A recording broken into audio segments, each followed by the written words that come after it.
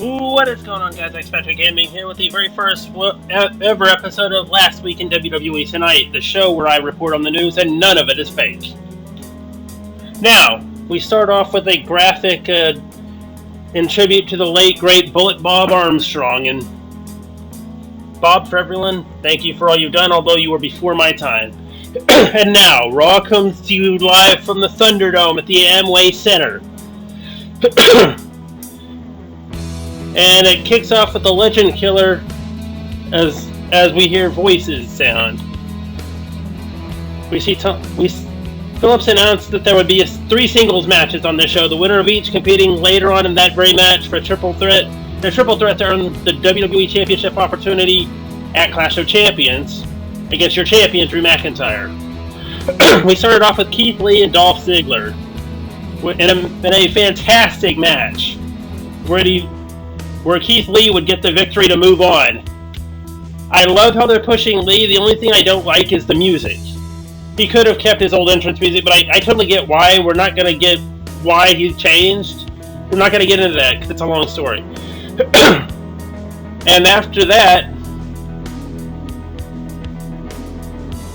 we had Shayna Baszler and Nia Jax cutting a promo about they're the champions backstage, and we're interrupted by Asuka. Now, I still say she needs a manager because when she speaks English, no offense, she's talking so fast that you can barely understand what she's saying. Honestly, that's a character thing, as if you watch her YouTube channel, you know, she talks like you and me, except with a heavy Japanese accent. And, we had an in-ring interview with Asuka as we returned from the break.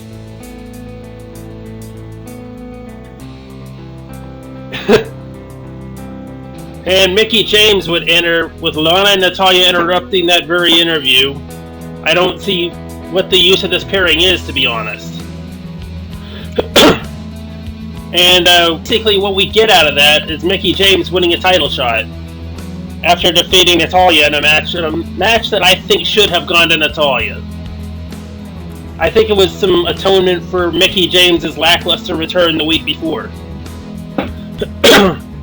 And I'm going to skip the last week's Raw Underground highlights, and we go backstage where we see the Viking Raiders and Cedric Alexander preparing for what's going to be a match later on in that night. And as we return to the ring, I mentioned this match earlier, Lana with Natalya against Mickie James. This is the match that would determine who would face Asuka at Clash. And Mickie James wins her first championship match in years. And honestly, Mickie, you deserve it. Good job, although I'd have given that to Natalya. And now we backstage with Aleister Black. Charlie Caruso was attempting to get the interview, but Orton walks out of his room, and let's face it, we were all baffled. The VIP Lounge is the next segment up. MVP makes his way out with the Hurt Business, with a Hurt Business shirt on, as he makes his way down the ramp. Now, this whole segment, before I go on, I want to point out something here. If you play this back, as they come back and get ready for the VIP segment, you don't hear "I'm coming," which is interesting. You hear VIP Ballin', which MVP has not used regularly since 2010. Perhaps this means a change in theme. We'll have to see. He basically claimed that Apollo disrespected him because you had a little taste of success. Basically, the disrespect comes from Apollo not wanting any part of the Hurt Business. It's the same thing Cedric and Ricochet did later on that night. And since we've already covered the rest of the VIP Lounge, basically, I'm going to give you the synopsis of Alexander and the Viking Raiders versus the Hurt Business. I hate that name, by the way. Ashley and Eric would start the match off. Basically, this is just some throwaway match over the fact that Alexander didn't want to join up with the Hurt Business. Smart idea. You're winners. And what I consider a C-rated match, Alexander and the Viking Raiders. And now the number 1 contenders for women's tag team titles match where the losers had to split. I honestly didn't get this. Basically, the Iconics lose, they throw their fit, they split. But they're not done for the night yet, as we'd see them again in Raw Underground later on that night. I love the begging that Billie Kay that Billie and Peyton did here. But the prop thing is, the referee can't reverse the decision. It was one fair and square. You lose, you split. Am I happy? Honestly, yes. Because I'm going to make it clear right now. I couldn't stand Peyton Royce. I'm just a fan of Billie Kay. I think Peyton is the most annoying person on the roster when it comes to character. She needs an overhaul and maybe a manager. Don't let her talk again. That, and she's not really that good at it. And now, we get our Rollins and Mysterio feud highlighted, which leads up to Dominic versus Seth with Murphy. Now, through the night, Murphy and Rollins, or more so Rollins, was stewing over what had happened at Payback, with Dominic nearly defeating him. But that basically says until he figures out what kind of person he wants to be, until he figures out what you stand for, don't be anywhere near me. Murphy attempted to respond, and Rollins just outright disrespects the guy and tells him to shut up and get out of the ring. And guess what? Seth Rollins wins. Well, he was right. And then we go to Raw Underground, and this is basically a funny part of it. We had the funny part comes up later. We had Riddick Moss knocked out some nobody. And then Dawkins backstage as the Street Profits do their pre-match thing. Dawkins reveals the Coach Dawkins scouting report, mocking Andrade, Garza, and Zelina. He then points out that Zelina poisoned Montez, which, for those of you that didn't see Raw this week, a video played showing somebody poisoning Dawkins. Montez Ford. Now, I immediately could tell that was Vega by the black hair. And the fact that when she turned around, half of her face was showing enough to give me who it was. But back to this. The Street Profits versus Andrade and Garza for the tag team titles. And your winners, there wasn't one, due to Retribution's interference, and this is something even I'm getting tired of. Can we just see who they are already? Which leads me to a quick little news bit here. From what I'm hearing, from now on, Retribution will just stay on Monday Night Raw. And we have a quick announcement. As we return from break, we get a recap from the moments where Vega was attacked by the 3 different members of Retribution. And we go back to Raw Underground, and this is where it gets kind of funny. Peyton and Billie discuss entering the Raw Underground ring, hyping one another up. Royce basically throws Billie Kay to the Sharks, aka Jessamine Duke, who gets her head kicked off in like 5 seconds. And we head to backstage with Alexander, Apollo, and Ricochet. Nothing really interesting here. And now the triple threat main event. Basically, what you had here is a good bit of a back and forth. Although honestly, in this match, I'm not satisfied with the winner. I think Randy's had enough shots. We need to get a new, fresh talent. I understand, not putting Keith Lee in the main event yet, as he just or in the world title match just yet, as he just came up. But what about giving Rollins a shot?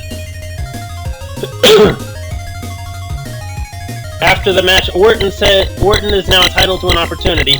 Lee and Rollins both look like they've been blindsided. And closes your show. I'm going to give Raw overall about a C. It was a decent show. It wasn't as bad as some of the Raw shows they put on recently, but it could have been much better than it was. And now, moving on to a quick NXT recap. Basically, what we had here was the fallout from TakeOver 30. Now, a quick recap of that was that Damian Priest would win the American Championship, and originally Karrion Kross won the NXT Championship. But we open up NXT with Karrion saying that due to a shoulder injury, he has to vacate the belt. And then a little bit later, William Regal would announce that next week which would be what we're getting to, there would be a four-way match between Finn Balor, Johnny Gargano, Adam Cole, and Tommaso Ciampa. Four guys that I think would be on the non-NXT more if there was one. The four greatest superstars in the history of NXT would go at it in a first ever four-way Iron Man match with the 60-minute limit, with the winner walking out champion. And I'll tell you all about that in a bit. But let's get. Hang on just a minute here.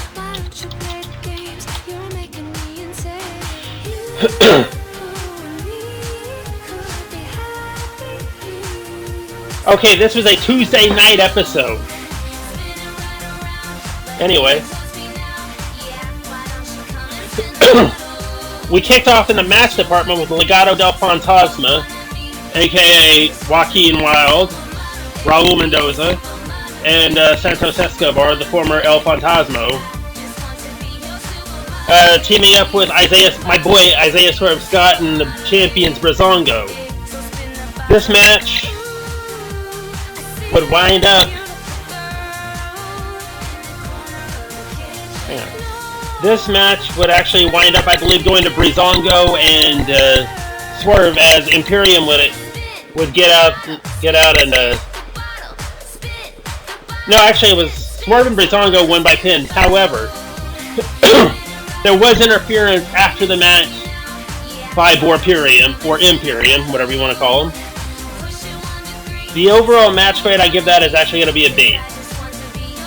Good start off, and our next match is basically a squash, as Candice LeRae would defeat Kacy Catanzaro by pin. I don't grade squash matches, honestly. Although Kacy did show a lot of fight in this contest.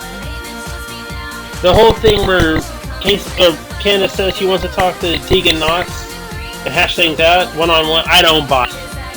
Candice has got some underlying plan that we're going to see this Tuesday on NXT.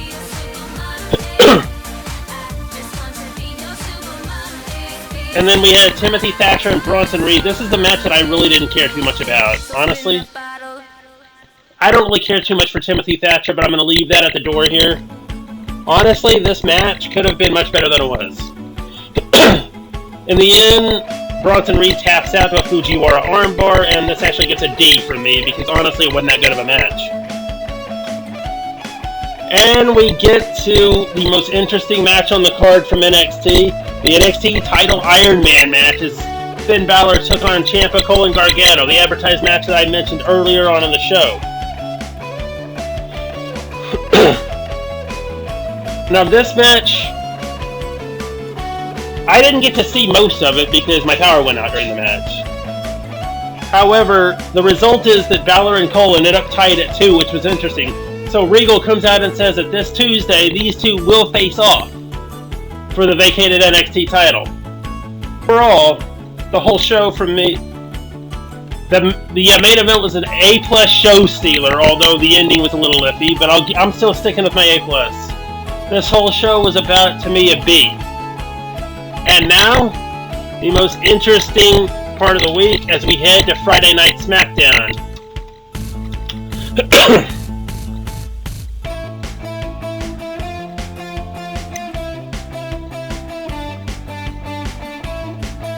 Roman Reigns is in the ring, basically talking about why he chose to be Heyman's advocate, or why Heyman is his advocate.